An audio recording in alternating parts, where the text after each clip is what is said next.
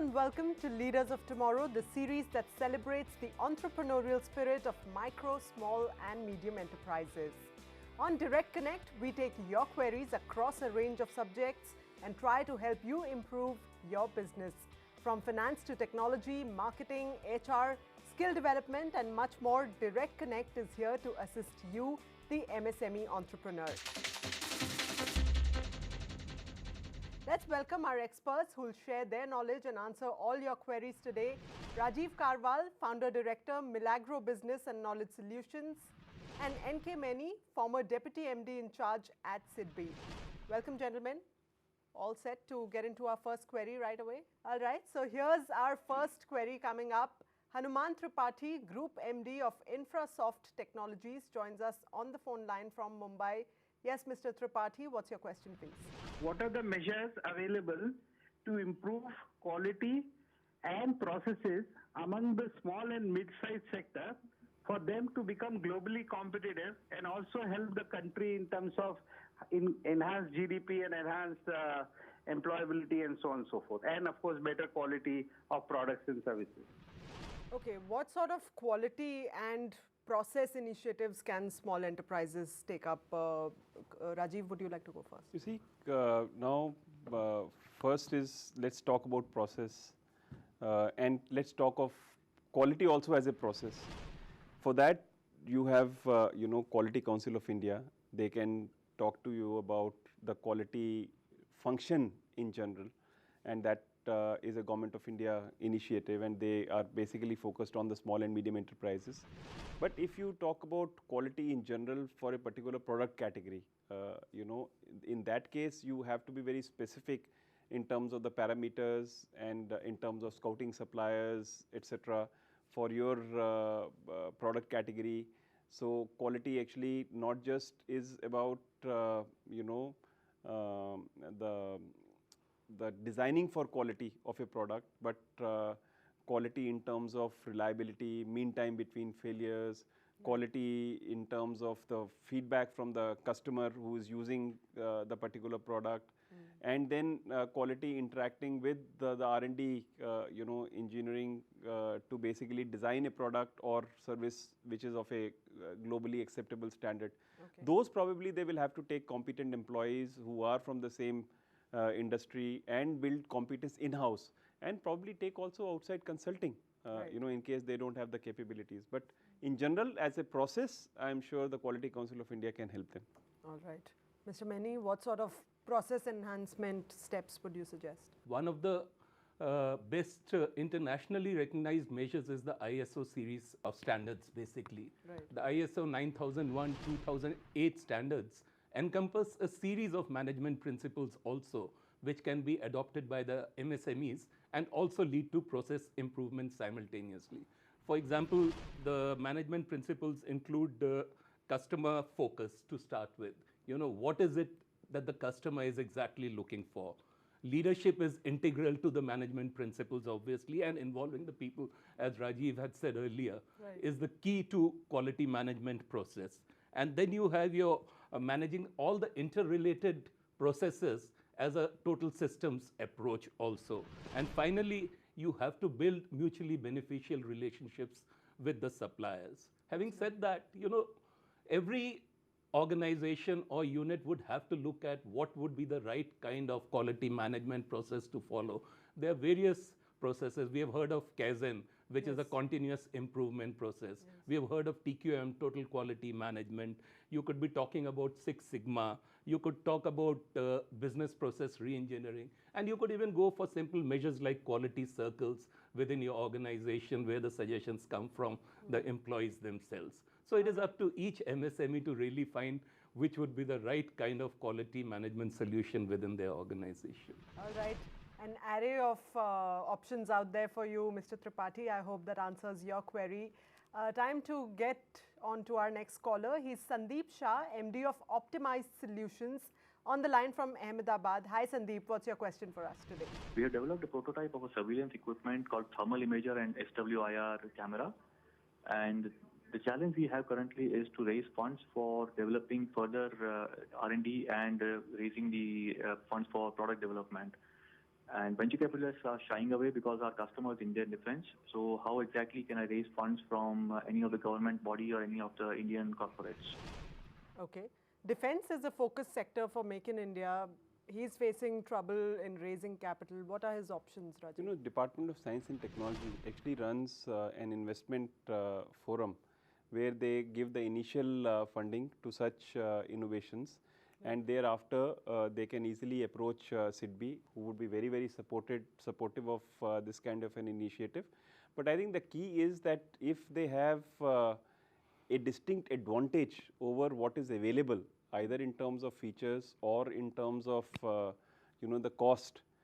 I'm sure even private vendors or private companies like Mahindra or Reliance, who themselves are looking at Make in India for defense, would be very, very willing to look at such an option. All right. Any suggestions, Mr. Yeah, I totally agree with what Rajiv has said.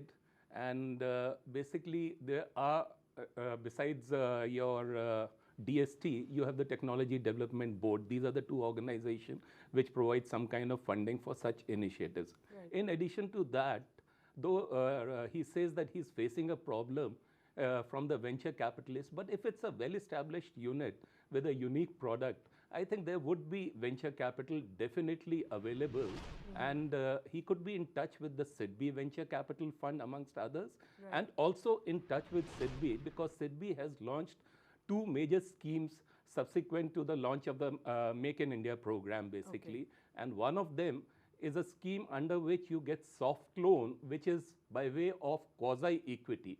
You know, it has a longer term moratorium and a longer tenure also, and up to 10% of the project cost, subject to a maximum of 20 lakhs, which means a 2 crore project, 10% of that is 20 lakh rupees, could be covered for that soft loan, and even larger projects can be covered. So I'd suggest be in touch with SIDBI, and SIDBI would be able to guide which is the appropriate venture fund which could also cover his requirement. All right. So reach out to SIDBI, Mr. Shah. They might be able to help you out. Let's now get on to our first email of the day. Rajan S. Shah, MD of Arihant Industrial Corporation, writes to us from Thane. He says, as a growing company, there's always the challenge of keeping the existing team motivated while recruiting high salaried executives from IITs and IIMs. The existing team has grown through the ranks for many years to get to a certain salary level, while a new highly qualified individual commands a salary that's much higher. So how should we keep both sets of people happy? Now that's a problem that many SMEs face, that you go out there, you hire talented people, you give them great pay packages, and the employees who have been with you for many, many years don't take to that very well. How does a company deal with that, Rajiv? You see, if it's a growing company, as he said, I'm sure that he can, make enough space for the old employees who are competent and who have brought the company to a particular stage, but are no longer able to drive the, growth. So I think he should not shy away from taking that call and giving them, something more relevant. And also, I'm sure that if those people, old guys, are worth retaining, and he would like to retain as a culture, as a good culture in the organization, if he talks to them and they also look at the company in that way, they would not come in the way of the new people who are coming in with the competent or extra competence. All right, some great people management skills there for you, Mr. Shah. I hope that solves your query. Let's get our next caller in. L.R. Gandhi, proprietor of Computer Valley, is on the line from Hyderabad. Hi, Mr. Gandhi, what's your question today? We are dealing with computer peripherals in the city of Hyderabad for last 20 years. The problem which we are facing is to get people who can do the marketing activities. How do you get good manpower when the the standard of education is so poor?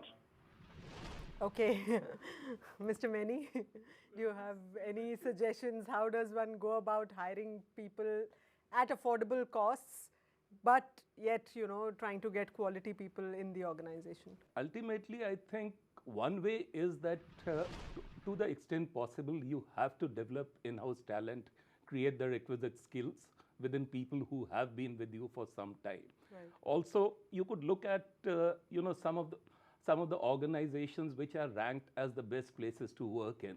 What are the kind of measures they have adopted to retain the best people? It's not that only large organizations are the best places to work with. There are so many small organizations which are also rated as the best places to work in. Look at the best practices they have adopted. And finally, whether you could look at something like a sweat equity kind of a measure to retain good talent on a long-term basis also. These are some of the measures I would suggest. Really. Okay, so offer a little more of the organization, the values, the culture and the money. That's what Mr. Maini suggests. We'll take a short break right here. Leaders of Tomorrow Direct Connect continues on the other side. Stay with us only on ET Now.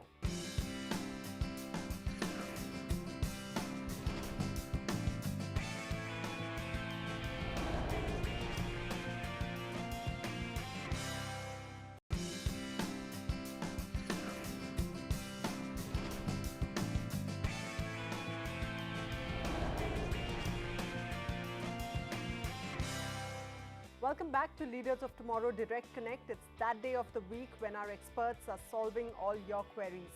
So let's connect with our next caller today. He's K. Subramaniam, MD of Massibus Automation and Instrumentation, joining us from Gandhinagar in Gujarat. Hi, Mr. Subramaniam. How can we help you today? Make in India is being promoted in a big way by the government. Why are they not promoting Made in India also in a big way? For MSMEs like us, we face a big challenge even in countries like Middle East, Africa and the Asian countries trying to export to them, even though we are most cost effective when compared to products made in the West or the American continent. What can be done to improve the image of Made in India? Okay, Rajiv, Made in India, what should small manufacturers do to? You see, this forum, which is the brand equity, India Brand Equity Fund. India Brand Equity Fund, I think it's a very good initiative which was taken a couple of years ago by the central government, Yes. and which is well funded, and they are doing some exemplary work.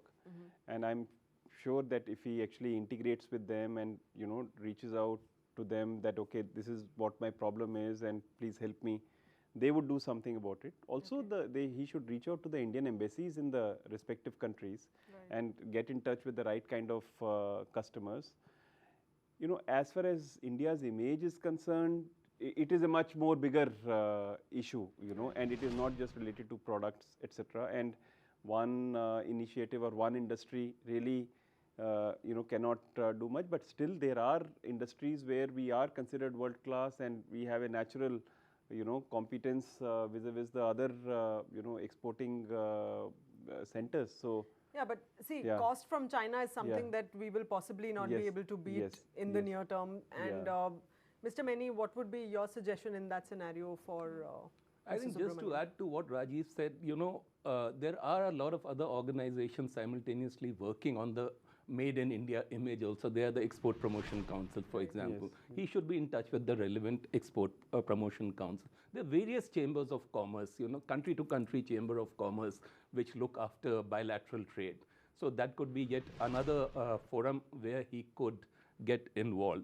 Again, Ministry of Commerce supports the participation of MSMEs in trade fairs and exhibitions by subsidizing their participation in such trade fairs and exhibitions. So trade fair and exhibition is definitely one of the best ways for MSMEs to go and exhibit their products and services. And lastly, from the Ministry of MSME, there are various kinds of grants available for going for quality certification, for going for lean manufacturing and barcoding, etc. So we should take the benefit of all these subsidies and grants which are available through the Government of India to bring down our costs and improve our quality standards simultaneously. All right.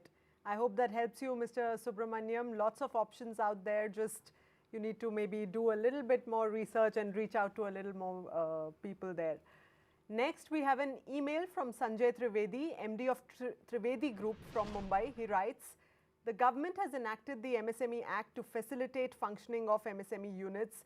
We've been in business for over 25 years and faced several challenges while working with PSUs and listed companies. We are constantly struggling with recovery of dues, how can the act be made more effective and meaningful for recovery of dues? Mr. Meni, that's another challenge that most MSMEs are facing today, managing their cash conversion cycle on a daily basis. How does one do that? What can be done is that, one, he could look at a receivable finance scheme which SIDBI operates. You know, that scheme operates taking an exposure limit on the large purchaser. So I'm certain that he'd be selling his products to large corporates basically. SIDBI would take an exposure limit on the large corporate and discount the bills of MSMEs. That's one way of meeting this requirement. The other way is that look at factoring organizations also. Now in factoring, what happens is it's not only the payment of your receivable on time, but the entire receivable management process also gets taken over by the factoring organization. And it will free you from the time spent on that process so that you can concentrate on your core competency of management. Having said this, you know, going forward, RBI has recently issued 3 licenses for what is called the trade receivable e-discounting system. And one of these systems is going to be operated by SIDBI and National Stock Exchange, along with a few other banks which are partnering in the initiative. RBI has given a time frame of 6 months to launch the program also, and the licenses were issued in December. So by June, the new electronic platforms will be in place, and there would be 3 players who would basically work on this platform: the large corporates, the financial institutions, including NBFCs and banks, and the MSME suppliers. And the idea is that the MSME suppliers would go through a price discovery mechanism with the financing institution, and the institution which offers them the lowest rate would eventually get to discount their bills. So going forward, I think this problem is going to get sorted out over the next few months. All right. Rajiv, your suggestions? So I would say that, you know, one more thing which can be brought into this domain is that the auditors or the CAs, you know, who are analyzing the payables, they should also insist on these large companies to declare the MSME registered organizations very clearly, you know, because that gives a handle to these small institutions to recover their loans. And I think more and more MSMEs should get themselves registered as MSMEs with the Ministry of MSME, you know, with the central government, I mean, because that actually creates that safeguard for them to recover their dues. All right. Sanjay, I hope you are happy with that very well-defined answer from both our experts here today. Time for our next call. Anil Surana, MD of Paras Wires, joins us from Bengaluru. Yes, Mr. Surana, how can we help you? We are customized special purpose wire and cable manufacturers for the last 25 years, and we have indigenized more than 100 different types of cables for the Indian industry and defense. Now, the second generation has also just joined the business, and we want to convert these indigenization efforts into a global opportunity. All right. Can you suggest how do we move forward to achieve this?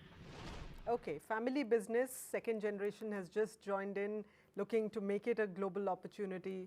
Rajiv, your quick tips. I think one line answer is please participate in all the exhibitions, you know, which are relevant to your domain, and go there, meet the customers, be very competitive in terms of price, and fill your factories with orders. You know, they'll easily come. Mr. Meni, is it as easy as that? Well, definitely, that is definitely one of the key methods of going about in international markets. Yes. And, you know, I must congratulate Mr. Surana that an MSME which has customized 100 types of wires, we are very proud to have such MSMEs in the country, really. Now, in this industry, there are a lot of foreign players who are looking to also set up base in India and are looking for joint venture partners, particularly in the high voltage and the extra high voltage kind of category. So we should simultaneously look at scouting for partners who would bring in a lot of expertise and set up base as a joint venture within the country. And in this connection, there's an industry association which is called IMA.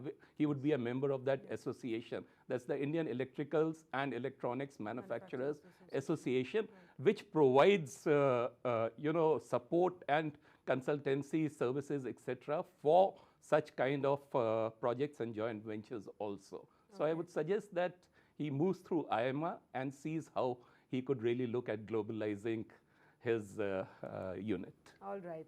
Mr. Surana, I hope that helps you reaching out to IMA, and also perhaps looking at a joint venture with a global company might be of use. Next up, we have a caller. He's R.K. Mishra, MD of Supertex Industries from Mumbai. Yes, Mr. Mishra, please fire away your question. We are polyester yarn manufacturers.